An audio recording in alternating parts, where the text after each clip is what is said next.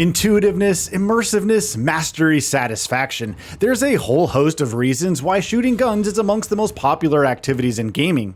However, there's more to first-person shooters. It isn't exclusively guns. For a first-person shooter to be regarded amongst the best, it needs to showcase other elements, such as evocative, well-designed settings within which to battle, or harbor engaging stories with meaningful characters. Away from multiplayer, single-player campaigns are the best way for FPS games to demonstrate these other integral elements. So here's 15 FPS games with great campaigns that display great settings and stories alongside shooting. Halo 2. You could make a case for any Halo game featuring on this rundown: Halo 3 for its gameplay, Halo 4 for its writing and character development, Halo Combat Evolved, where it all began. But Halo 2 gets the nod here because it has all those standout elements, but additionally it's easily the most varied in terms of locations visited, with each locale itself superbly designed. The introduction of Arbiter Thelvotomy as a playable character not only put new weapons into our hands, but greatly expanded Halo's lore as well, presenting deeper purpose underlining Covenant motivations. Killzone 2.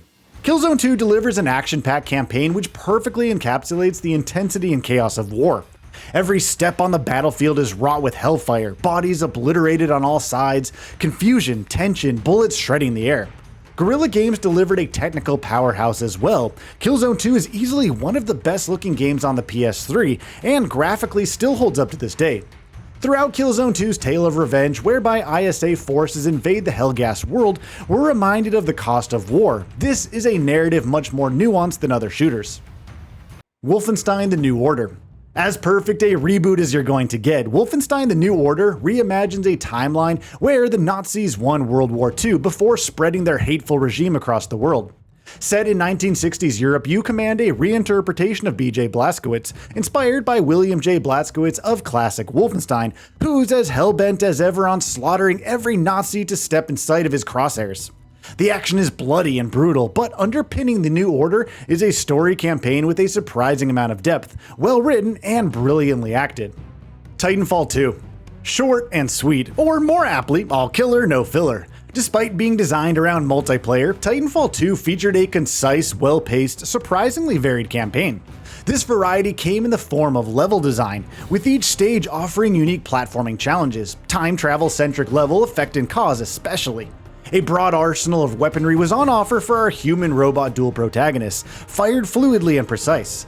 Most remarkably, however, and the reason Titanfall 2 endears, was how the story managed to bridge a deep emotional connection between flesh and blood pilot Jack Cooper and his nuts and bolts mecha BT-7274. Metro Exodus.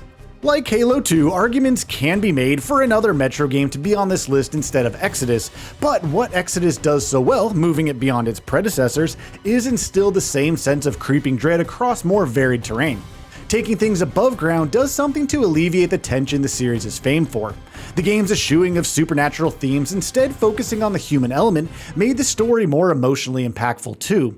This might not be your favorite, but Metro Exodus arguably distilled 2033 and Last Light's promise to create something memorable. Crysis. Crysis feels different to play than its competitors in that its action takes place in less linear, more open spaces. Openness can lead to a less focused narrative, of course, but this is a genre not famed for its writing and story anyway.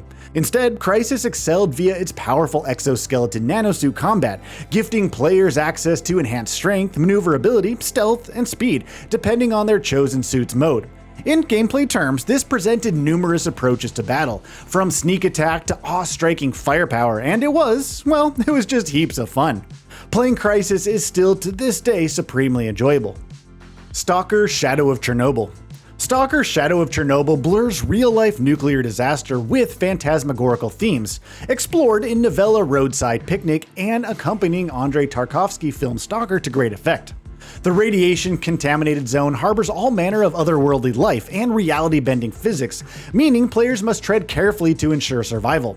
Customization plays a big part here as well, with artifacts in the hundreds lying in wait for intrepid explorers.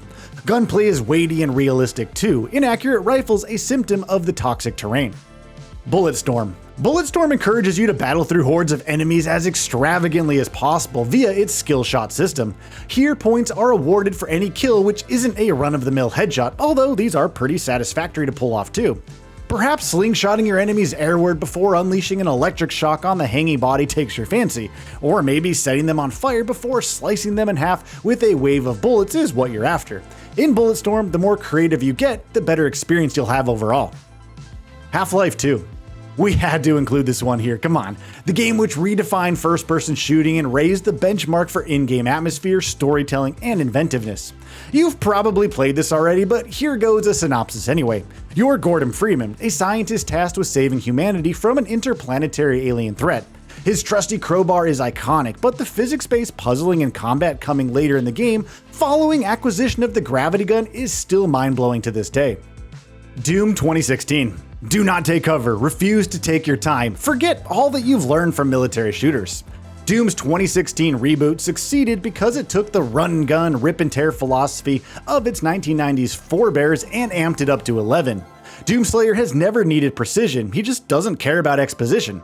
A barrage of powerful weapons and suite of brutal melee finishers is all he has up his sleeve. If there's a sole purpose here, then that is to shred the living daylights out of all Hellspawn. Far Cry 3. Unusually for the developer, clearing outposts, hunting, claiming supply drops, completing quests, nothing in Far Cry 3 feels like busy work. Instead, finding yourself hunted on a paradise-like island, initially naive and hunted, but growing into seasoned predator is a thrilling journey, and one which is supported instead of inhibited by all the usual side fluff. There's an argument Far Cry 2 could have made this list instead, but every single aspect in Far Cry 3 is excellent, and it's this third iteration's formula which many developers have been attempting to redevelop ever since. Battlefield Bad Company 2. Instead of team play and tactics seen in the genre's large-scale warfare, Bad Company was instead more streamlined, focused on shooting and blowing stuff up. Its linearity fostered a meaningful narrative as well, with Bad Company 2 featuring a more memorable, emotionally investable cast than its competition. The environmental destructibility is still a major draw here. It's a shame this feature was largely abandoned or blown out of proportion in other games. Prey 2017. Arcane Austin's spiritual successor to 2006's Prey, and, according to them, a spiritual sequel of sorts to 1994's System Shock, Prey tasks Morgan Yu with helping survivors aboard research station Talos 1, whilst shape-shifting alien force the Typhon run amok. This game continually keeps you on your toes. Anything alive or inanimate could kill you, but on the flip side, this shape-shifting ability can be learned to turn the tide in your favor. Elsewhere, Prey is a great example of player decisions shaping outcomes, with game designer Richard Baer claiming there are a host of tiny permutations shaping the fate of Morgan, Talos 1, and humanity at large. Call of Duty World at War.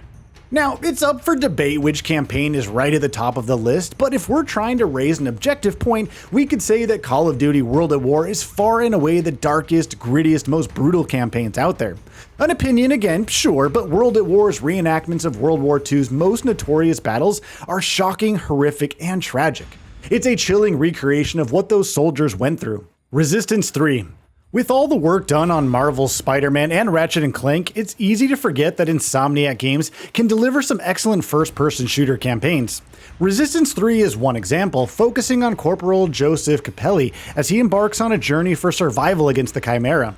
The tight gunplay is intact, with new weapons like the Deadeye rifle and Mutator to mix things up. Whether it's hunting down a massive chimera, a daring prison escape, or the climactic battle against the invaders, Resistance 3 is an incredible and emotionally compelling send-off to the series.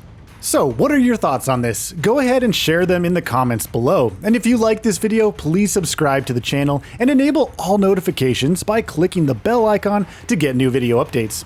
We upload every day and would really appreciate your support. Thanks for watching.